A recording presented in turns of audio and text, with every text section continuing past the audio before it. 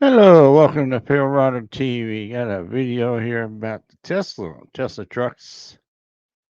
Everybody thought they'd be going crazy by now, but no, they're having issues over there. So, got this article from Freight Waves. I'll put the link in the description. You can check it out later or whenever. Get the full story. I'll probably skip a sentence or two, but we'll see. But Tesla Semi's business model has a serious flaw. Beyond the fact that no one can seem to get their trucks. Here we go. Tesla CEO Elon Musk pitched the electric Tesla Semi as a badass rig in 2017.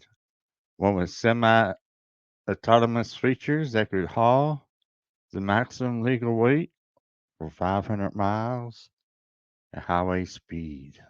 Hmm. I guess that's per charge. Now, in 2023, we're starting to see that Tesla's plan to take over commercial trucking has some cracks. I would think so. The biggest flaw in the Tesla Semi strategy, it's geared toward a consumer audience, not a business one. I've been taken aback by how little we actually know about this thing, says Oliver Dixon, senior analysis at Guidehouse and a former truck driver. It's inherently suspicious when words like badass are used to describe a truck. You don't actually make money in the trucking industry by having lots of chrome and shiny things. Yes, we know that. You make money by making sure the trailer is packed. Well, the trailer don't really have to be packed, as they put it, to make money. You just gotta have a load going somewhere that's paying decent money.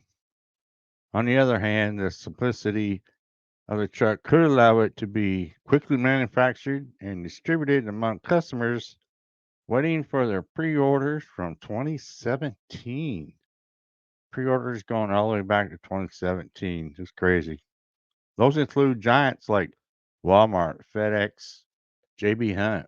Complex diesel engines are trickier to manufacture than the Tesla Semi's electric powertrain. Easier to build? Well, what about the cost? Does it cost more to build an electric Tesla truck? Does it cost more to build a diesel truck? Hmm. I don't know.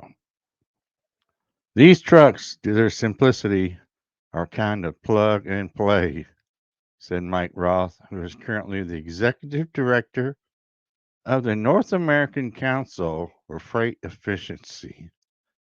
North American Council for Freight Efficiency. You may have ever heard of those? I haven't. An organization dedicated to exploring freight efficient freight technologies. Hmm. Its mere existence in the market could also force other trucking giants to hasten their own electric vehicle aspirations. Still, there are some issues for the Tesla Semi to address before that happens. And here we go. We don't know how much this thing weighs. There are a few key details that trucking companies, retailers, and manufacturers need to know about the vehicle that they order. Yes. One of them is how heavy is the truck? Trucks in the United States allowed well, we all know that, but electric trucks are allowed to weigh up to 82,000 pounds. I guess that's the uh, leeway for the batteries or something. But it's an 80,000 pound limit unless you got permanent load or something. However, Tesla, which did not respond to a press inquiry, has not released the information on how much the truck actually weighs. Maybe they don't even know how much the truck actually weighs. I'm pretty sure they do. That limits what the semi is able to haul and for how long right now. Snack and beverage giant PepsiCo is the only company to have received its Tesla semis. It has 3 dozen electric big rigs servicing two California warehouses. I seen a video, I think from the Mother Trucker Show the other day. A Tesla semi running into another truck at a truck stop at the fuel island. Now, it got everybody thinking, why is this electric truck pulling into the fuel island in the first place? Do they have the charging stations at the fuel islands in California? I don't know. But that was kind of a question everybody was throwing up at the time. For one base in Modesto, California, 15 Tesla trucks are hauling Frito-Lay products up to 425 miles. I haul Frito-Lay and they are pretty light. That means potato chips and other snack foods. A low lift task. What? From another base in Sacramento, 31 Tesla trucks are hauling loads of soda. Now we know that's heavy. Probably grossing out close to 80,000. This much heavier load, but these trips are around 100 miles. That would make the Tesla Semi a less versatile truck than a traditional option, where you know that it weighs and how long a distance it can handle. When communicating to a commercial audience, it's crucial to include those details. You're not buying a metal product anymore, Dixon said. You're buying into a notion of confidence that the truck is part of your business model. The Tesla semi charging network isn't quite there. I don't think so. Buyers of a typical Tesla car are likely to go home each night and charge up their vehicle there. However, being a long haul trucker isn't quite as predictable. Truckers need diesel stops,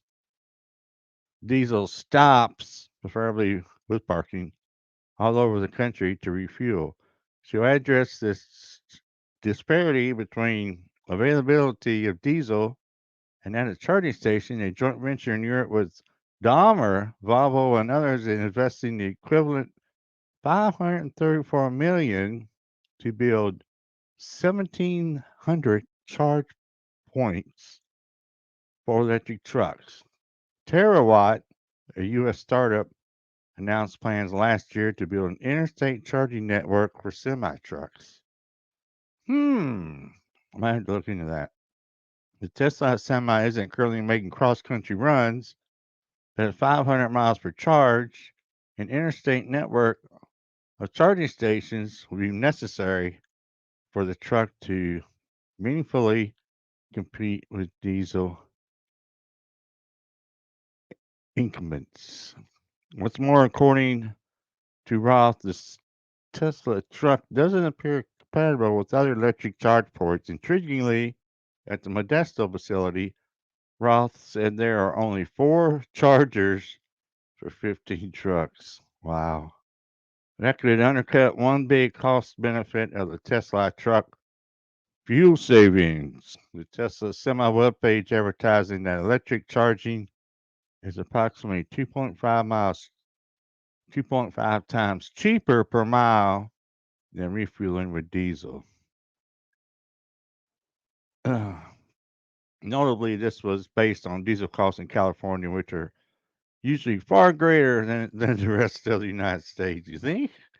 And in 2022, a historically high year for fuel costs. Having to charge fast and potentially during the day pushes up the cost of electricity, Ross says. The lack of a charging network is another major hurdle for the Tesla Semi to address if it's going to challenge other manufacturers. But save for road trippers, a robust charging network is not as big of a concern for its core retail audience. Maintenance could be Tesla's semi saving grace or its biggest thorn. Motorists aren't usually terribly concerned about having to leave a car in the shop for a few days. It's easy enough to find a rental, but for a trucking company, lost revenue from not hauling freight can be the straw that breaks the camel's back. What the heck? I understand some of these articles is right. They're supposed to know about trucking, but that was a dumb statement. A true statement, but I think everybody in trucking knows that, whether you're an owner operator, or company driver, or a fleet owner, or whatever. Anyway, cheerfully, well, I bet he's laughing all the way. Anyway, Ross said electric trucks theoretically require less maintenance and downtime than cumbersome, you and your cumbersome diesel engines. It's still unclear how robust the Tesla semi maintenance network really is. I've never been to a truck stop or anywhere in the last few years. I've seen a truck shop for Tesla trucks only. Even the truck stop chains that had shops, I didn't see any areas or any bays dedicated to Tesla trucks only. So the maintenance thing's not out there that I know of.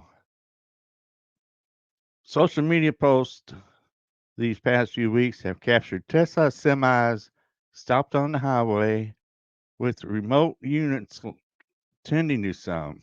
Yeah, we had a couple crashes, a couple breakdowns. It's uncertain what caused these semis to retreat to the shoulders of the highway. Oh no, let's retreat to the shoulder of the highway. I don't know. It is crazy. Moreover, Tesla might want to sell more extra parts to generate more cash from the semi business. Dixon noted that most heavy truck dealers make their profits from parts and service rather than selling the truck itself. Oh man, take the most recent annual earnings report from Rush Enterprises, a new and used truck dealer. Okay, they got a little chart there. Click on the link in the description. You can read that. It's crazy. A Rush Truck Enterprises typically earns less than 28% of its profits from merely selling new and used vehicles, but up to 67% is generated from aftermarket products and service sales. Yeah, for Tesla, that could mean parts, maintenance, or even a charging network. And groundwork isn't there yet. And it's not clear if it's in Musk's badass plans. So there you go. Crazy article, man. I don't know. Yeah, they got back orders all the way from 2017. The charging station network is not out there. 500 miles max at highway speeds. How long does it take to fully charge a semi, or at least enough to charge it to get back to wherever you got to get back to?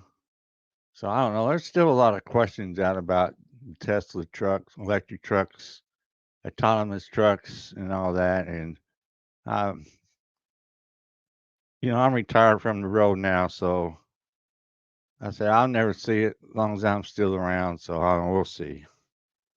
Let me know down in the comment section what you think. Go check out the article yourself if you want it, if you want to. And that's it. So I appreciate everybody watching. Everybody have a good day. Stay safe.